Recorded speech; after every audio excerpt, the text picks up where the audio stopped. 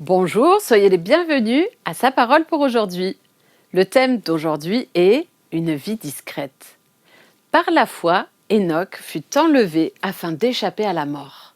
Il avait reçu le témoignage qu'il avait été agréable à Dieu, nous dit Hébreux chapitre 11 verset 5. Nous connaissons bien la vie d'Abraham ou celle de Moïse, mais presque rien de la vie d'Enoch. La Bible ne nous rapporte pas les traits marquants de sa vie, ses succès ou ses difficultés, ses voyages, ses relations avec les autres ou avec sa famille. Nous savons que l'un de ses fils s'appelait Mathusalem et qu'il vécut plus longtemps que tout autre être humain, sa mort coïncidant avec le début du déluge. Quant à sa vie, elle est simplement résumée par « il marcha avec Dieu » et « il avait été agréable à Dieu ». Une vie anodine, comme la vie de la plupart d'entre nous. Nous espérons peut-être que notre vie aura un impact majeur sur l'humanité, comme celle de Martin Luther King ou Billy Graham. Mais en fait, les détails de notre vie seront vite oubliés par tous, excepté par nos proches. Trouvez-vous cela déprimant ?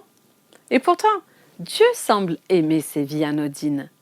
Le nom d'Enoch est mentionné en bonne compagnie dans la liste des héros de la foi des Hébreux.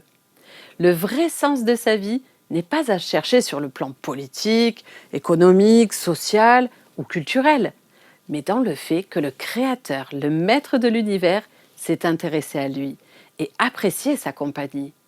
En outre, Enoch était un homme profondément moral, qui détestait le mal au point de s'écrier « Le Seigneur est venu avec ses saints par dizaines de milliers, afin d'exercer le jugement contre tous et de les confondre pour toutes leurs œuvres d'impiété et pour toutes les paroles dures qu'ont proférées contre lui les pécheurs impies. » Jude chapitre 1, versets 14 et 15.